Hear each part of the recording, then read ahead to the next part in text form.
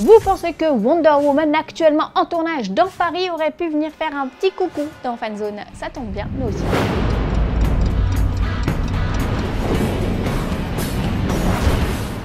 Est-ce que l'univers cinéma de DC n'est pas en train de s'enliser? C'est la question qui est sur toutes les lèvres depuis le départ précipité du réalisateur de The Flash, Seth Grahame-Smith. L'auteur d'Orgueil et Préjugés et Zombies a quitté le projet pour divergences artistiques. Il a donc laissé son scénario entre les mains du studio qui va devoir lui trouver un remplaçant. Fort heureusement, le film ne sort qu'en mars 2018, ce qui laisse le temps à Warner de trouver un nouveau réalisateur. En attendant, on aimerait bien savoir quels étaient les points de discorde entre eux. Bon, c'est pas non plus la guerre ouverte, car Seth Grahame-Smith, qui aurait dû passer derrière la caméra pour la toute première fois, reste attaché à Lego Batman et Beetlejuice 2, mais j'aurais quand même bien aimé être une petite chauve-souris. Non, parce qu'on vous a pas dit, il y a bien plus inquiétant, Si le bolide écarlate a fait une petite embardée, il paraît qu'il n'est pas le seul. Des sources secrètes du site Burst Movie Days rapportent que James Wan pourrait lui aussi flancher et quitter Aquaman qu'il était censé tourner l'année prochaine. Le réalisateur a répondu en postant une photo sur Twitter où on le voit poser devant un roi d'Atlantis géant. Alors certains en déduiront qu'il reste attaché au projet, d'autres que c'est une façon de faire taire les rumeurs selon lesquelles le bateau prend l'eau.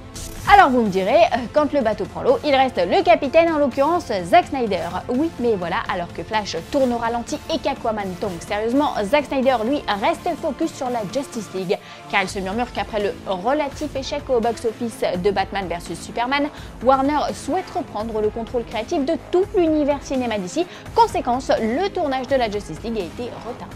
Bref, vous l'aurez compris, c'est le chaos chez DC. Espérons que Warner mise à raison sur Wonder Woman dont on vous parlait en préambule de l'émission. La reine des Amazones est donc en tournage à Paris et grâce aux photos qui ont fuité sur le net, on peut supposer que Batfleck sera d'une façon ou d'une autre relié à la princesse Diana. Et Batfleck justement, parlons-en. Le film solo, écrit, réalisé et emmené par Ben Affleck, sera bel et bien l'un des piliers de l'univers DC au cinéma. Selon Burst Movie Days, l'homme chauve-souris affrontera ici les vilains les plus iconiques de la saga. La source parle de méchants que l'on a toujours rêvé de voir sur grand écran sans donner de nom pour autant. Un film ultime qui suivrait l'arc de Under the Red Hood, loin du joug de Zack Snyder, puisque Ben Affleck garderait le contrôle créatif total sur son long métrage, et vous l'aurez compris, il serait bien seul. Aussi ravi que James Gunn qui reçoit le réalisateur de Spider-Man sur le plateau des Gardiens 2, voici les news en bref. Alors que le week-end avait plutôt bien démarré, Mads Mikkelsen s'est mis en tête de nous spoiler Rogue One. Rien de bien grave, Ceci dit, c'est la raison pour laquelle on vous en parle aujourd'hui. Mads Mikkelsen a donc révélé qu'il jouerait le père de Felicity Jones. Par ailleurs, des rumeurs affirment qu'il serait le créateur de l'Étoile Noire, une star pour l'Empire, et c'est sa fille qui serait engagée à défaire ce qu'il a fait. Son rôle était jusque-là tenu secret, espérons donc qu'il garde encore un peu le mystère sur Doctor Strange, sinon il va nous rendre complètement mad, ce type. Bon, ce n'est pas vraiment une surprise, mais on est heureux de l'apprendre, le Punisher aura bien sa propre série Netflix. Ce sera donc un spin-off de Daredevil et l'on y suivra Frank Castle, adepte d'une justice un peu expéditive dans les rues d'Hell's Kitchen. L'idéal serait qu'il fasse une apparition dans The Defenders. Une chose est sûre, le justicier au crâne va mener la vie dure au vilain et cette série pourrait être l'occasion de lui faire combattre son pire ennemi, Jigsaw, alias le Puzzle. Avouez qu'il collerait bien la couleur sombre et réaliste qu'a réussi à instaurer Netflix avec ses séries Marvel. On a hâte de voir ça. Aujourd'hui, dans le coin des Fanzoniens, on répond à Martin M qui nous demande des nouvelles d'Assassin's Creed.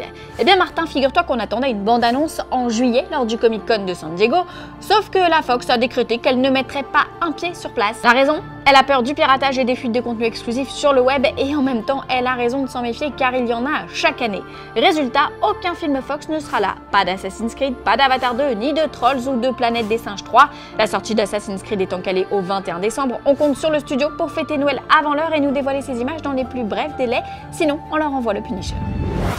Ça fait longtemps qu'on vous a pas mis d'animation. À la fin de l'émission, j'entends. Voici donc la bande-annonce de Kubo et l'épée magique, un joli petit film qui mêle aventure et poésie. Ça sort le 12 octobre dans nos salles et c'est fantastique à plus d'un titre. Très bonne soirée à tous et à demain.